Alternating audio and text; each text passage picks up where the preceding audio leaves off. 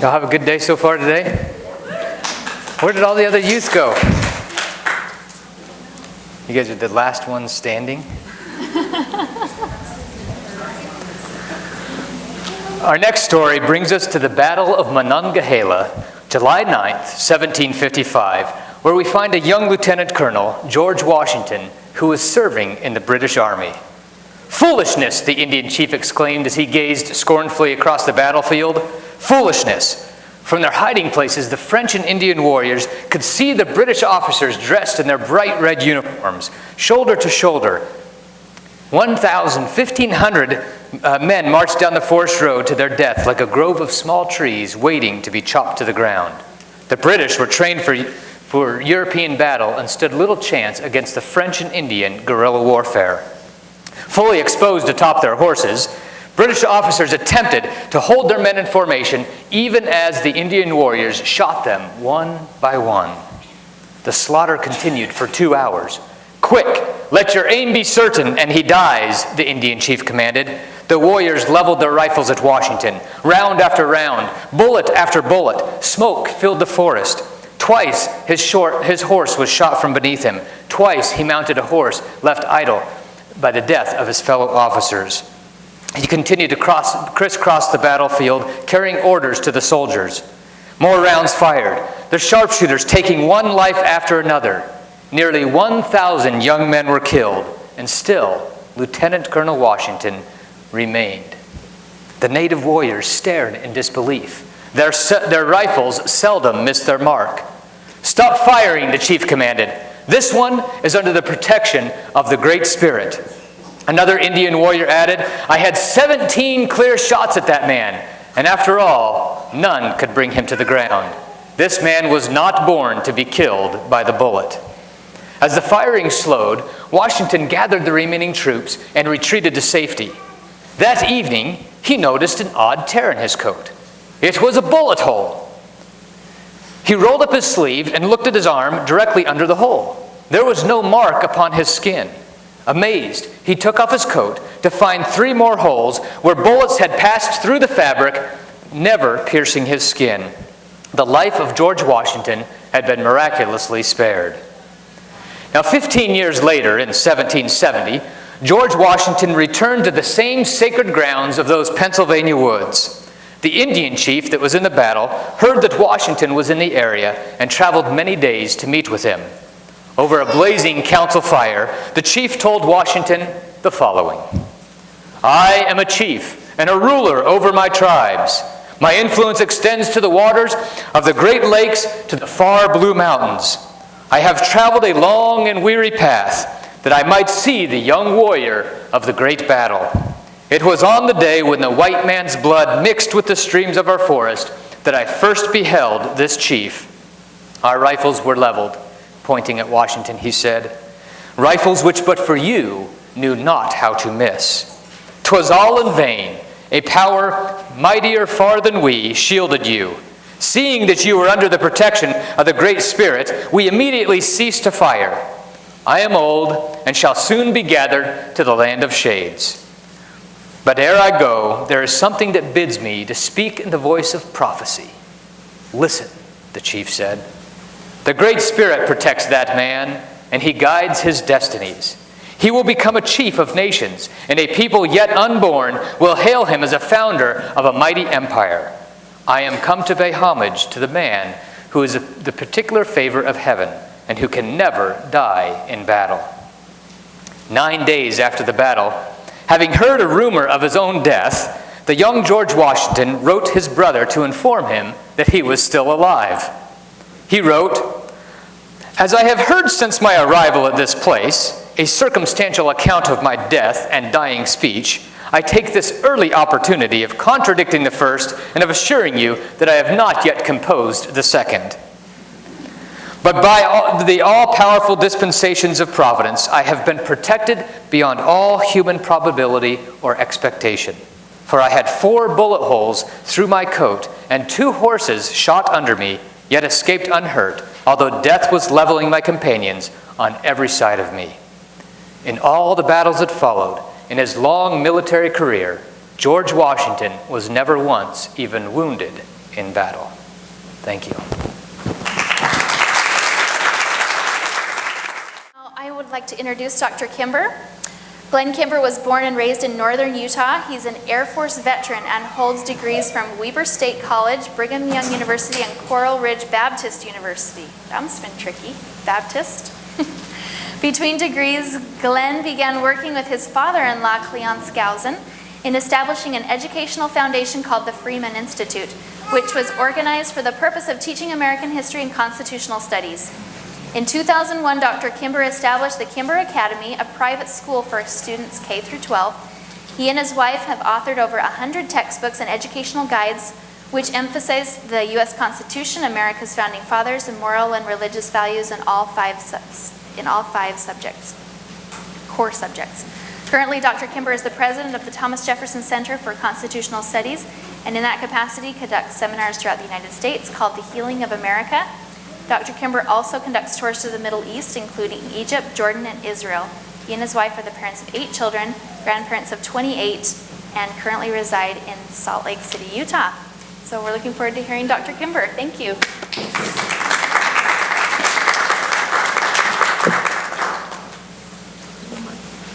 You can take mine.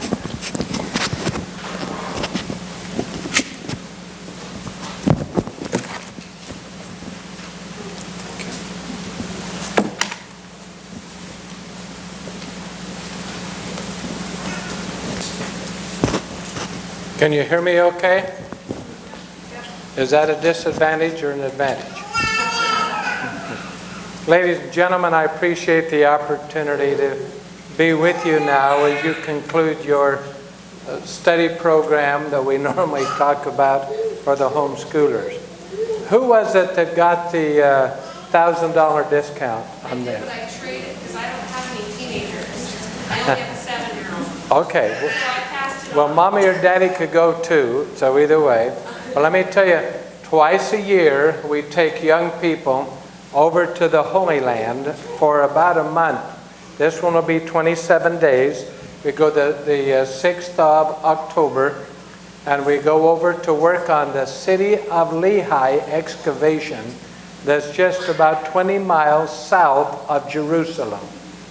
We've been working on that now for a number of years, and we work on it 3 days a week, Thursday, Friday, and Saturday. Then the next 4 days we do touring. So we'll work on it for Thursday, Friday, and Saturday, then go over to northern Israel and Jordan for 4 days, come back and work 3 more days on the excavation. Then we do the northern Israel, then 3 days on the excavation.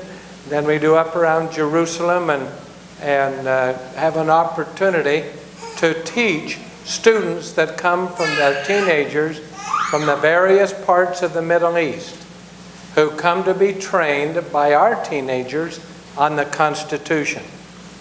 This has been a dream that I didn't think I would ever see in my life, to be able to be invited as a host by the royal family of Jordan.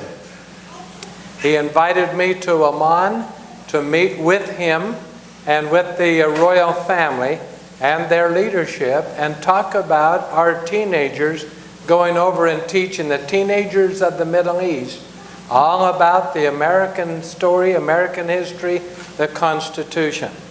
The royal family said, we must have your Constitution over here in the Middle East.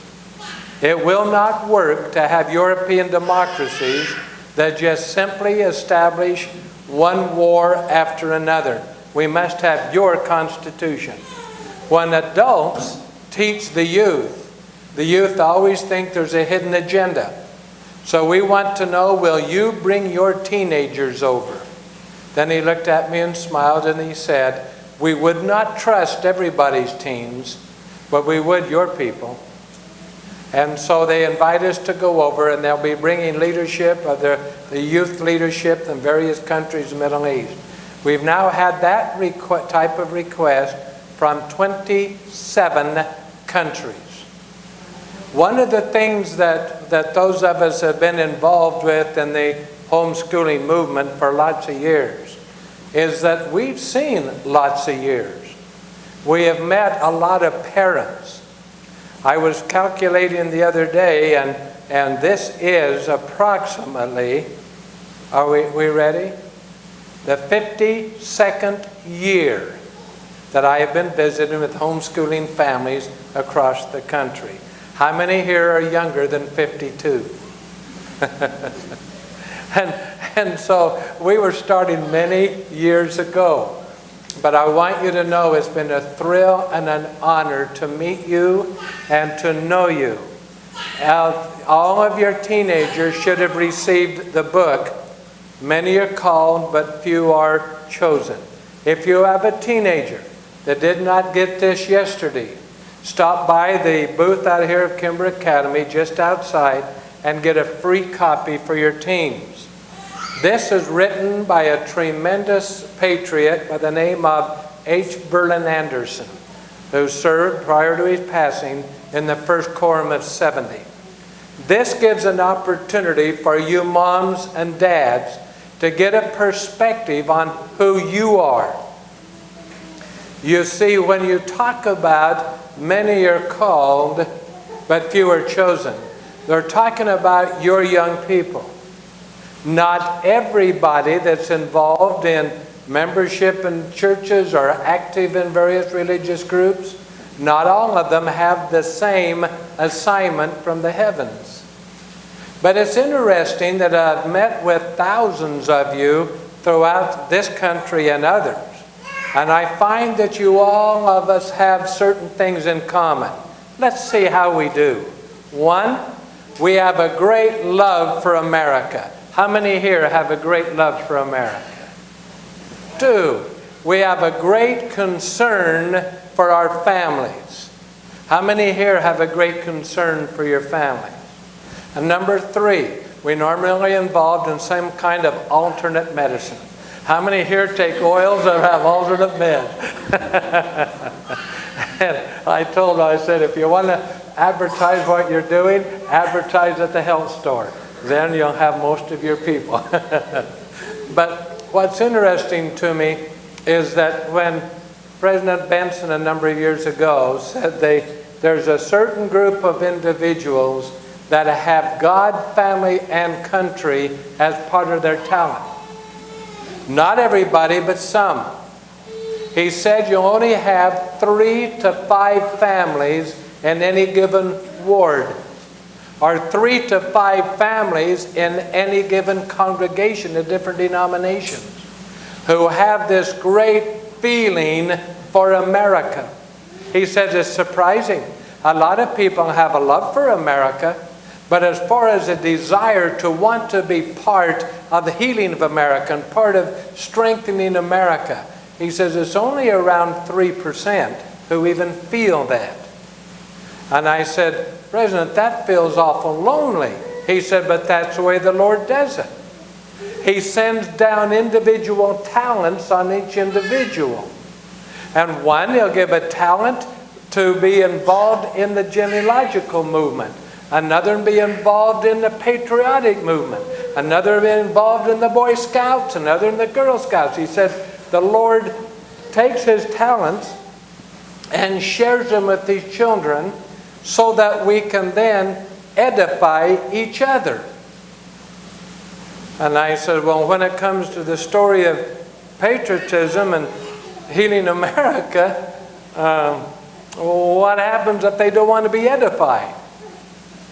And he said, just wait. Conditions of the nation will keep going down, down, down until the people realize that without freedom, you will not be able to exercise your religious practices. And when you see that, the people will wake up. And he said, and while you're waiting, try not to be too obnoxious. And I said, you know me too well, sir. Now, that was a number of years ago. He also made an interesting comment. He said, the time will come, you'll be teaching young people that will be the children and grandchildren of those that are now in college and universities, that age. And that will be the generation that will be raised up for the healing of America. And I looked at it and I thought, wow, that would mean then that with that being approximately 24 years ago when he told me that, then if you take 24 years, and many of the people going to school then were already married and having children, so that would be those under about the ages of about 30, 35 years of age. How many here have children or grandchildren under the age of 35? That's your kids. It's your kids and grandkids. It's some of you that will one day have a great impact on America. But there are 4 things that we must do. So one of the things that you watch is notice, how many of you here are homeschooling your kids because you feel like the Spirit told you to? How many? You look around and see what you have. How many are anticipating or studying it or looking at it because you feel within your heart it's something you need to do? It's a whole feeling and situation. Where's everybody else? And not everybody has that particular feeling or assignment or talent. So don't be fearful of it. I love the presentation that was given today pertaining to George Washington and the great blessing there. But do you know how many people supported him? About 3%. If you take everybody that fought in the Revolutionary War and multiplied it times 5, assuming you'd have 5 in the family for everyone in the military, that was 3%. How many did you have that were Tories? 3%. The other 94% didn't care. It just wasn't their thing. And they would support whichever group had the most money at that particular time. Can you imagine at Valley Forge when some of the men were within 40 miles of home and they had no food, they were clothing? Martha came down and tried to knit clothing the best that could happen. Can you imagine what it was like for Washington to go around with the military surgeons and determine which frozen feet would be cut off or hands that day, and whether or not they'd be cut off by hatchet or saw? Can you imagine his feelings as he's walking out there and seeing the blood footprints in the snow? And out of frustration and there, he got men together. They took wagons and went out among the farmers locally and confiscated and took food for his men. They weren't supporting them. He left IOUs that they later paid them off, but they were within miles of home and could not get anybody supporting. And we talk about the Revolutionary War as though everybody wanted it. No, they didn't. The Freedom Program has been a lonely kind of a thing. But in the loneliness has been particular blessings. Now I wanted to share, if I might here, a story that happened to me a number of years ago. I was with the governor of Arizona. His name was Evan Meekum. Anybody remember Evan Meekum by chance? He was a tremendous man. I was down doing some educational programs in the state, and he called me on the phone. And he said, Elder and Sister Benson are arriving at the airport and are needing to be taxied over to the Marriott Hotel. Would you like to go with me and be an escort? I says, no, I'm watching a rerun of the BYU football game. I don't have time. No, I didn't say that. I said, how soon? We went over and picked him up. There was Elder Benson, Sister Benson, and their son Mark. They were in the back seat to the new Pontiac. In the front seat, the governor was driving. I was sitting next. I'd always wanted in that situation to be like a fly on the wall, but I used to remember what my mother used to do with those kind of flies. So I don't ever use that phrase. But it was an interesting experience to be with them. For as we were driving, the governor kind of turned his head, still watching the road, but so he could be heard, and said, President Benson, are we going to be able to save America? And then he paused for the response. Elder Benson then said, Governor, I did not call my book, This Nation Shall Endure, thinking we would lose. Of course, you'll save America. That's not the question. The question is, how far will the nation have to go down before the brethren wake up? And the further it goes down, the more difficult it will be to get it back. And I thought, I wonder if I dare ask a question. And right at that time, the governor said, what will wake up the man?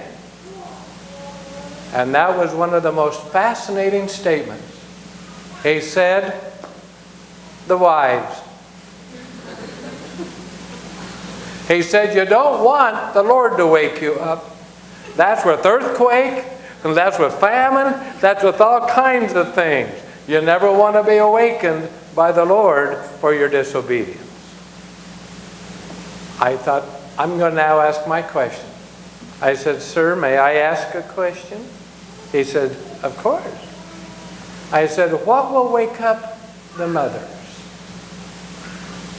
And everything was very, very quiet. For me, it seemed like driving 100 miles. I'm sure it wasn't more than a few hundred yards.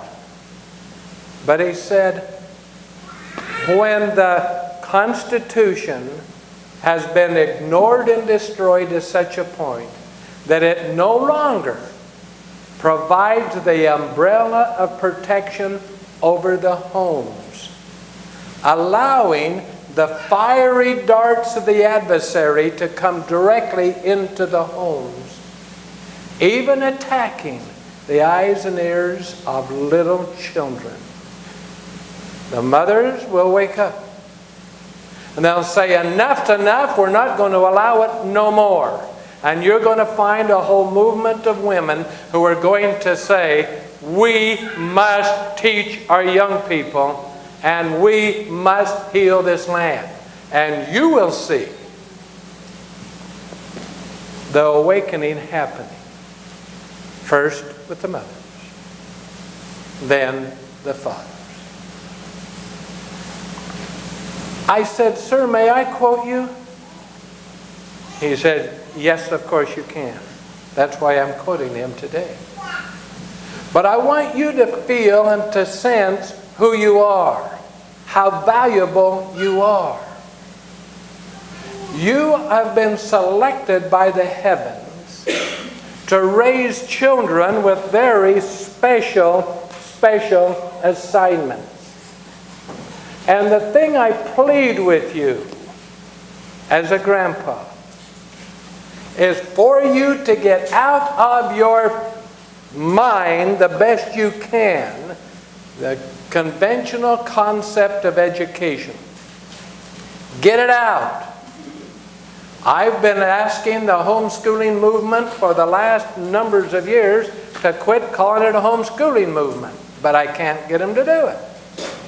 I would want you to call it a private tutoring movement. If you were to start in your neighborhoods and you start saying that we have a movement of private tutoring, instead of people saying, well, how about their social life? Have you ever been asked that stupid question? You'll say, if it wasn't for the social life out there, I wouldn't be afraid of my kids being in it, right?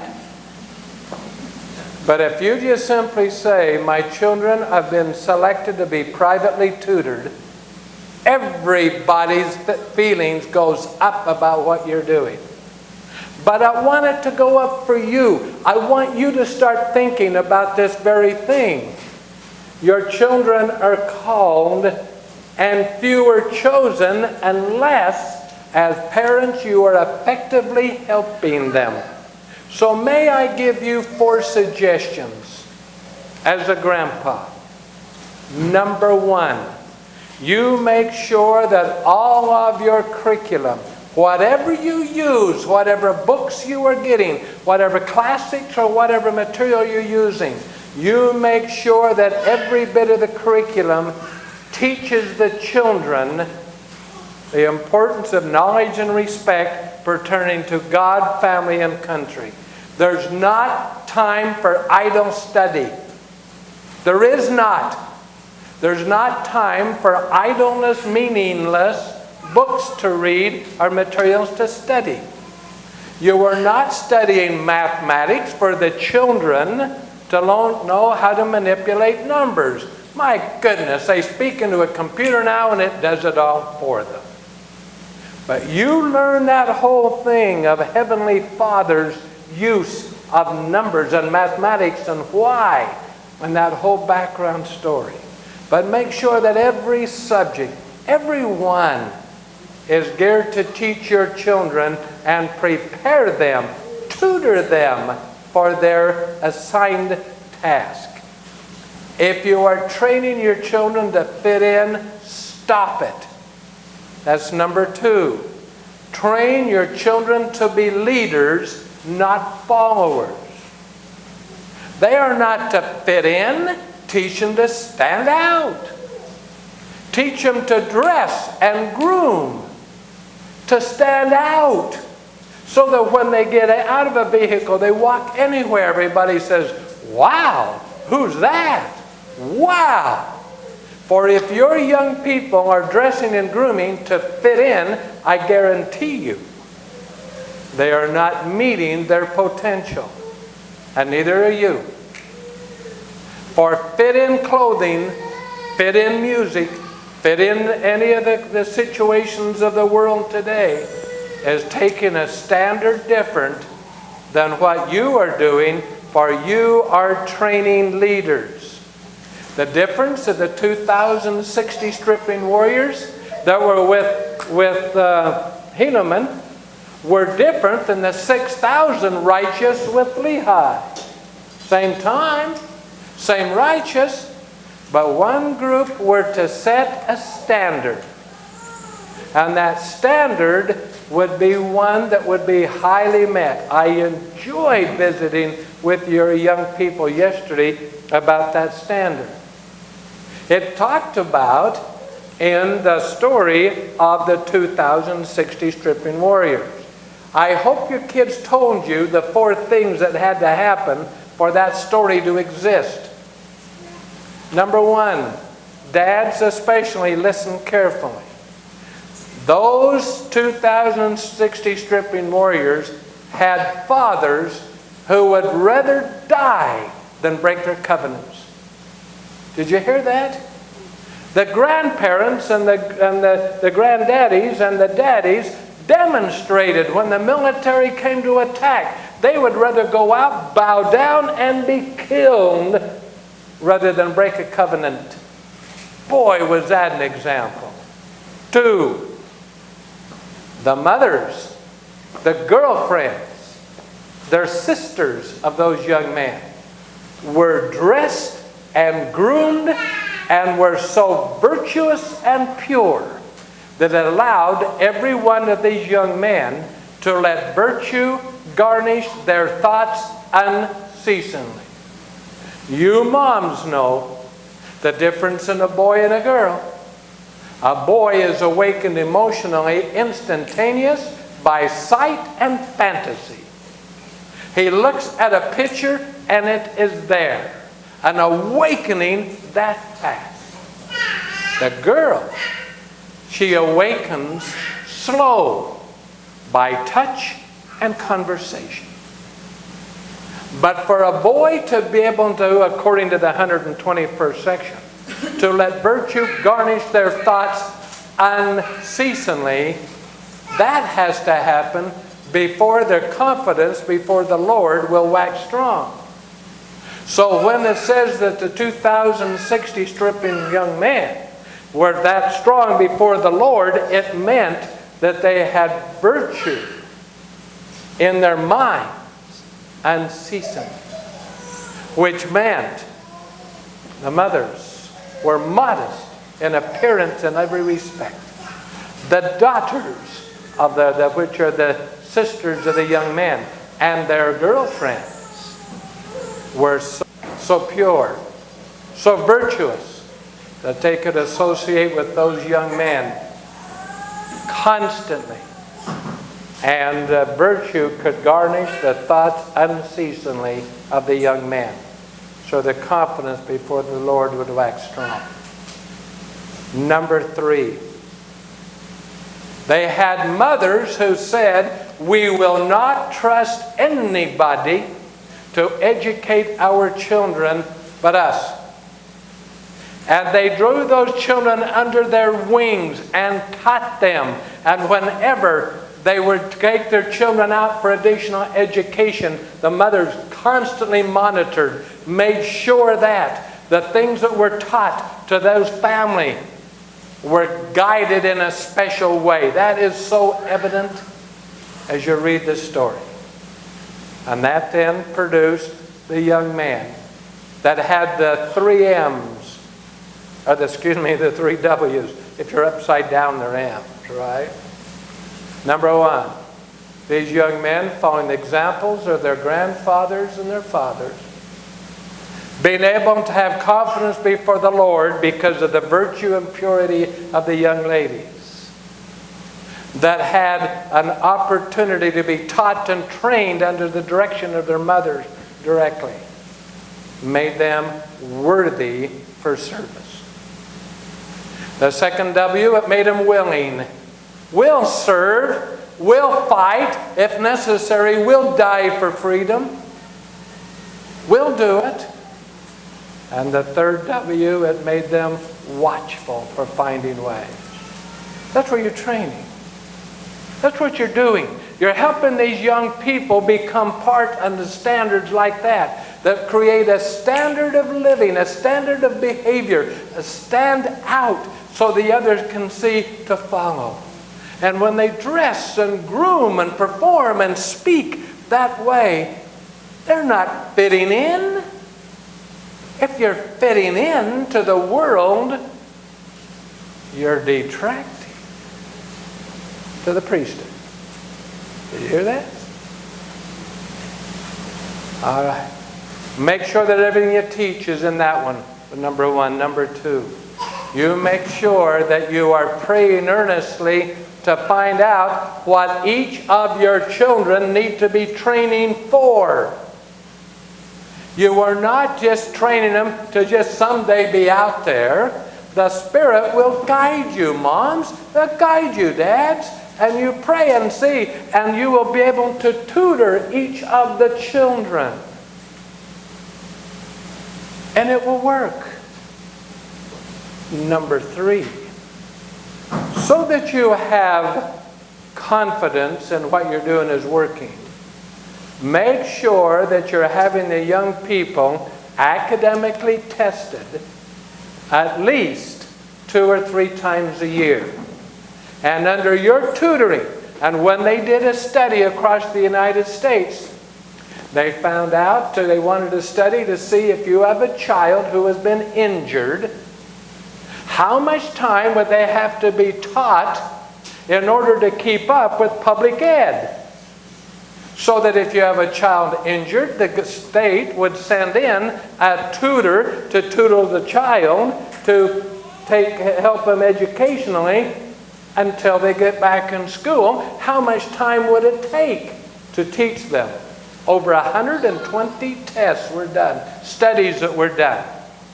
They found out that the average one would be able to be 2.5 to 3 hours a week.